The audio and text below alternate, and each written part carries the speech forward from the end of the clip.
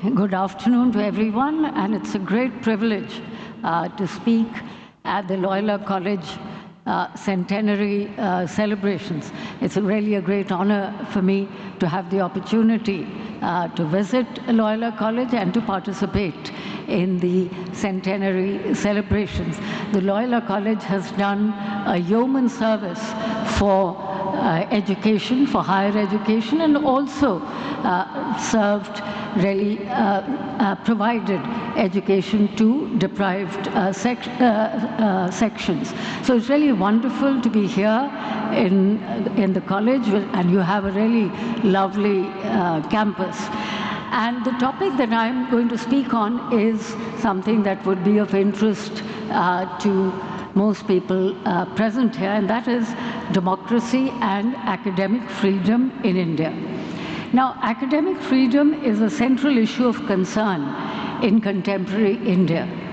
It is at the center of public debate on higher education, and India has seen an acceleration of threats against academic freedom and free speech, digital rights, and an uptick in online trolling and harassment. Now, all this has led to a perceived erosion of free inquiry associated with a democratic society.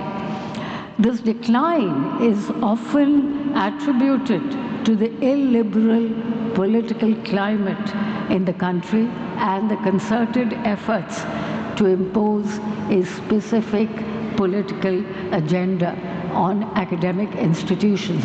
Now, what is academic freedom? Academic freedom refers to the freedom of scholars, teachers, to conduct critical inquiry, for teachers and students to engage collectively, to deliberate on any idea without fear of sanction, censure, or interference. It refers, and this is particularly relevant for us today, it refers to the freedom of teaching within the university or college and the freedom to pursue one's research and express findings without interference, censorship, or retaliation from external entities. Now, this freedom is essential for the production of knowledge. It is essential because universities and colleges are places for raising questions, for raising doubts about everything. A stifled academic environment can limit the production of diverse perspectives and research, which is crucial for informed public debate. But the idea of academic freedom is under attack globally, most noticeably in American universities. From issuing new hate speech guidelines to banning encampments, university administrations quelled pro-Palestine protests in the aftermath of the genocide in Gaza without meeting students' demands. Colleges and universities in the US have tightened rules around protests. They have locked up campus gates and handed down stricter punishments after the disruption of the pro-Palestinian demonstrations on many American campuses and the encampments that roiled that country from 2023 to 2024. In Hungary, for example, the Central European University was forced to locate from Budapest to Vienna in 2019 after the Hungarian government, led by Prime Minister Viktor Orban, passed a legislation effectively banning the university from operating in Budapest. Similarly, in Turkey, the aftermath of the 2000 coup attempt resulted in a widespread crackdown on academia, thousands of academics, you might remember, were dismissed, and several universities, particularly those perceived as linked to the oppositional Gulen movement, were shut down. In India, academic freedom to teach, research, and disseminate knowledge has faced pressures in unprecedented ways and to an unparalleled extent.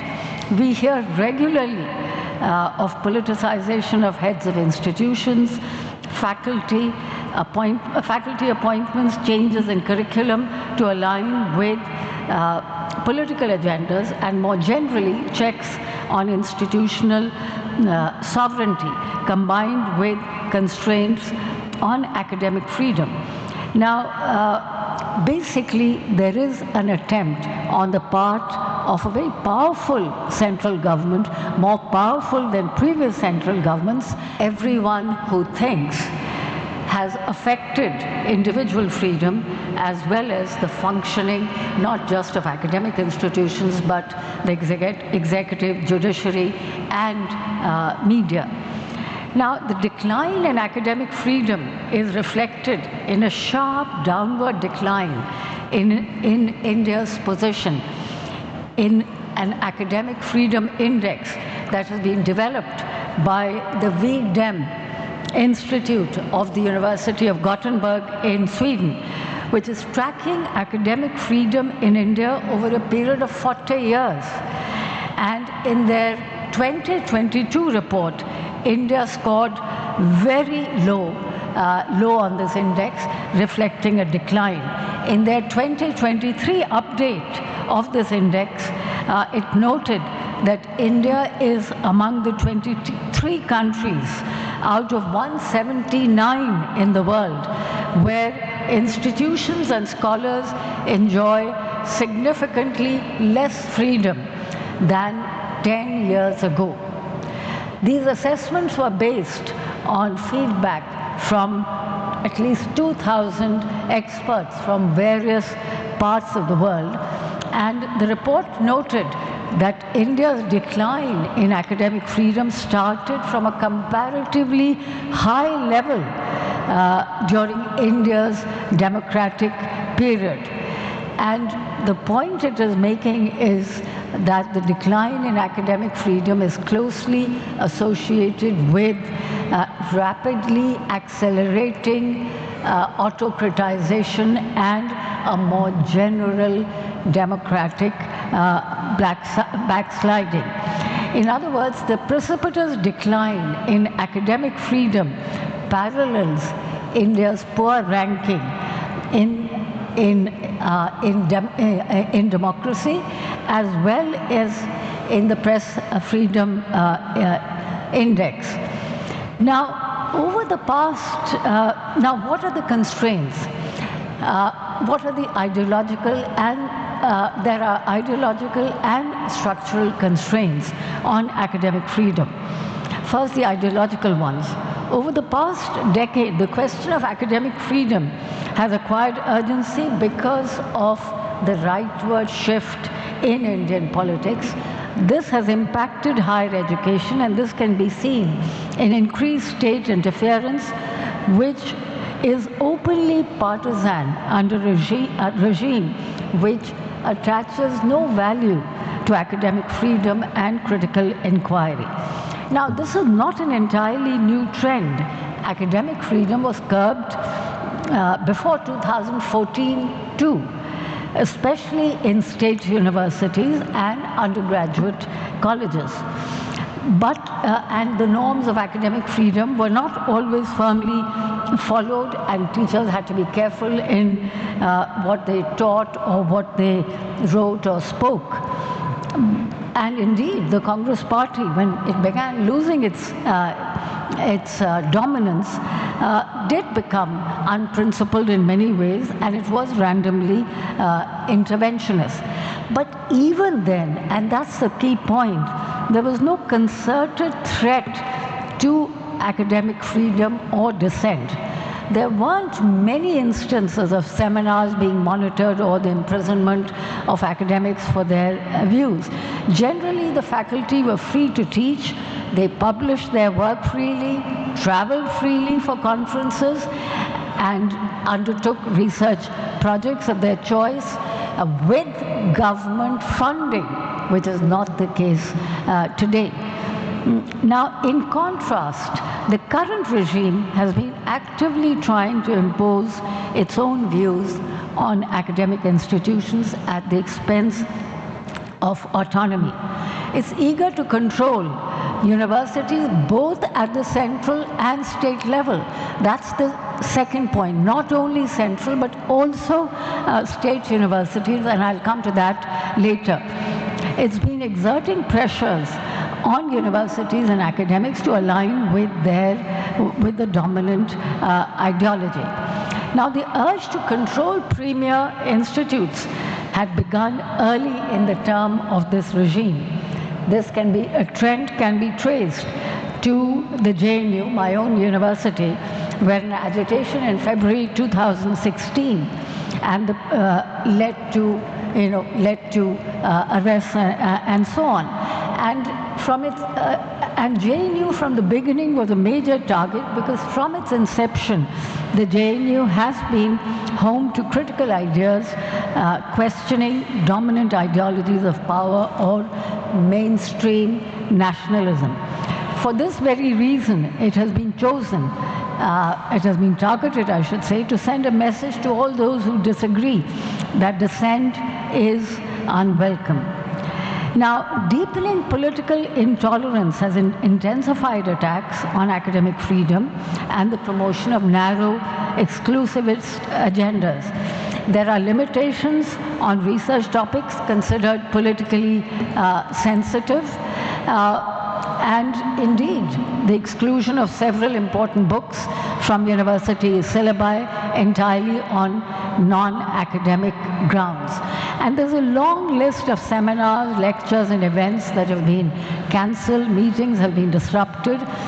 Now, these occurrences negate the essential concept of universities as autonomous spaces where freedom of expression, exploration of ideas, and advancement of knowledge are an integral part of the learning process. Now, teachers employed at central universities could find themselves in trouble if they participate in any government protest or speak at an event critical of government policy and functioning. Their salary and pensions could be stopped. In July 2018, the JNU administration issued show-cause notices to 48 professors for participating in a protest against the Vice-Chancellor's policy, not even government policy, the Vice-Chancellor's policies. And the notices invoked the Union Government Central Services Conduct Rules, prohibiting government servants from making such statements or joining political associations. Now, the JNU Teachers Association rightly pointed out that imposing such rules on teachers would take away their freedom of dissent, and many of them who retired soon thereafter were denied pension and other benefits. They had to knock on the doors of the court to get justice. Now, so basically, academics have been penalized for critical thought, and they've been reprimanded by universities for criticizing government. And I might give another example. The IIT Bombay has prohibited teachers and students from organizing events that may be viewed as political without permission. So in the same vein, student activism, a vital component of democratic engagement with universities, has faced challenges. Policies limiting student protests have been implemented in institutions like JNU, Jamia Millia Islamia, and the South Asian University in Delhi. Now, JNU, for instance, has restricted protests near academic buildings, while the South Asian University has required students to pledge against participating in protests. Likewise, in October 2023, more than 200 students from JNU, Jamia Millia and Delhi University were detained by the police for pro-Palestine protests outside the Israeli embassy. More recently, students in Jamia Millia some of them, I mean, of course, they were stopped from protesting on the anniversary of the Citizenship Amendment Act, and some of them were arrested, although they were later in the day let off. So it's clear that both students, academics, and intellectuals supporting such protests are stopped from these protests, but more importantly, they are often accused of indulging in anti-national activities. Now, the structural constraints are no less important. Now, India has a huge population of young adults for whom higher education is crucial. According to the All India Survey of Higher Education 2021, there were more than 40 million students in more than 1,100 universities or university-like institutions, and there are more than 43,000 colleges in India. Now, and most of them are publicly funded institutions. Of course, there are many flaws with the existing public education system, but we must not forget that public universities and publicly funded education has made a very significant contribution to the growth and expansion of higher education, and above all, to the inclusiveness of education, as they provide access to students from different backgrounds and to groups which were hitherto unable to access it. Thanks to publicly funded higher education and reservations in public institutions and in minority institutions such as yours, the class, caste, and gender profile of students has changed and is much more heterogeneous and diversified. In fact, Indian universities are one public place where you see greater diversity than just about anywhere, and this clearly has to do with the active policy of inclusiveness in education. It has a lot to do with affirmative action and reservations in education. But it's not just that physically we have students from different parts of the country, from different social backgrounds, but that gets reflected also in the diversity of thought, the diversity of teaching, and the diversity of research that takes place in universities. However, the system of public education is being dismantled by the new stress on private education. Far from increasing funding of public universities, there's been a general decline in higher education funding. And the decline has increased due to the private sector's involvement in higher education. But the point is that most private institutions offer education in only a few disciplines, mainly engineering, medicine, and management. And also, very importantly, private institutions and universities, by and large, exclude those belonging to non-affluent households from getting into them. Most of them would not even be able to afford the tuition fees in such institutions. So the direction that higher education in India is now slated to take represents the convergence of neoliberalism and Hindutva ideologies.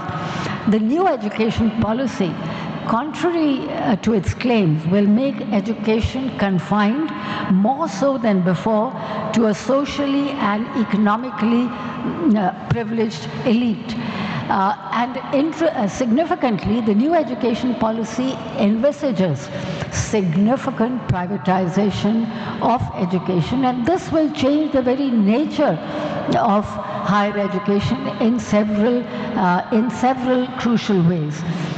An important consequence of this is greater central control over institutions of higher learning.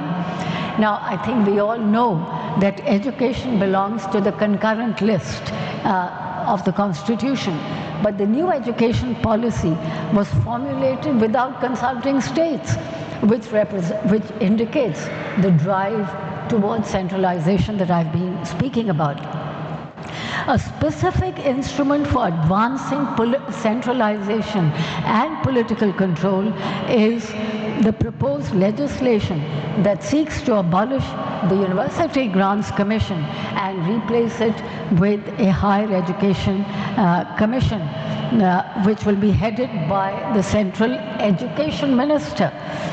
And this obviously will lead to a devaluation of state-level boards and institutions, and even undergraduate admission will be determined by a centrally administered entrance test. Now, I think we would all agree that academic freedom requires autonomy, the right of universities to frame their own protocols for teaching and so on. But this autonomy that has been provided to higher education institutions ensures their role in promoting pluralism, diverse views, and transparency. My own university, the Jawaharlal Nehru University, was a pioneer in academic autonomy. It was built as a self-regulating university with a high level of democratic participation of teachers and students at every level, starting with the student-faculty committee in every center.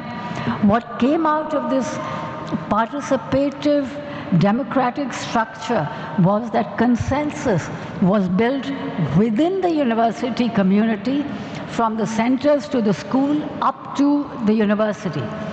But alas, the JNU has been completely centralized to the detriment of decentralized democratic and academic processes.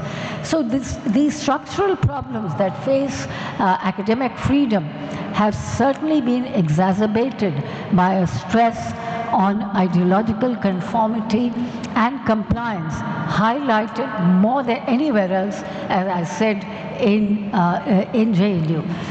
Now, there's been, and this is again a very important aspect, which is contributing to the kind of control that the center wants to exert on academic institutions.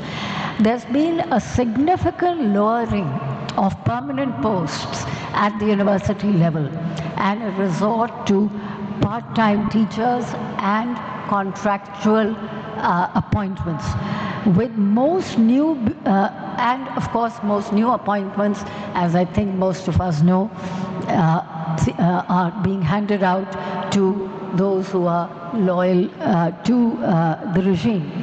In fact, the Parliamentary Standing Committee of the Ministry of Education, in its most recent report in January of this year, blamed the government's retreat from public education and the increasing influence of neoliberal policies for the rise in appointing temporary teachers in universities across the country, and said that it is a government policy that is responsible for the increase in contractual jobs. So all of this is affecting the autonomy of institutions, and interestingly enough, it's not just confined to appointment of temporary teachers rather than permanent ones. It is in fact affecting the selection of vice chancellors, faculty, etc., etc. And deference to authority is rewarded, and this has affected the selection of vice chancellors, faculty, and so on. And the UGC draft regulations of 2025, which I think the government of Tamil Nadu, the state government of Tamil Nadu has rightly objected to the 2025 guidelines. Now, these guidelines are for the appointment of teachers and academic staff, and it has sparked considerable debate because of its disregard of constitutional requirements. The new UGC regulations for vice chancellors is particularly problematic because the selection process now will consist of 3 members: the chancellor, who is the governor, or the UGC chairperson, and a nominee of the university's apex body or syndicate, completely obviating the state's role, even though so much of the funding for state universities comes from the state government. And the chair of this panel, who used to be a nominee of the state government, has been downsized. Effectively, 2 of the 3 members for the selection of the vice chancellor will be nominees of the central government, ensuring thus the centre's stranglehold over state-run universities. And what is more, and I think this is particularly disturbing and must be noted, is that the guidelines allow people with no academic qualifications to take up the highest post in the university. Vice chancellors need not anymore be distinguished academics. Now, this, needless to say, opens up the space for political appointees of the union government. In effect, this new system will ensure that union governments have total control over the vice chancellor's appointment and possibly even faculty appointment, thus further undermining institutional autonomy. Now, related to this are 2 other aspects that I want to briefly touch upon in conclusion. That there is another disturbing aspect which is affecting academic freedom, and that is that there is a deliberate underemphasis on humanities and social sciences that opens the mind and encourages students and teachers to think critically. The focus mainly is now on commerce or science or technology. Now, the significance of social sciences has been reduced, partly because they are seen as less useful in a world where economic calculations matter the most, but also because they are seen to be more critical disciplines and therefore more trouble for university administrations. Now, but unlike the social sciences, history, which is also, of course, part of the social sciences and humanities, doesn't suffer from neglect under this government. Rewriting history is an essential element of the plan to impose a singular ideology in academic institutions so as to make Indians understand their Vedic heritage, replacing the study of India's syncretic history with mythology and the rich diversity of Indian philosophy with Hindu theology. This project marks a total rejection of India's cultural and political plurality.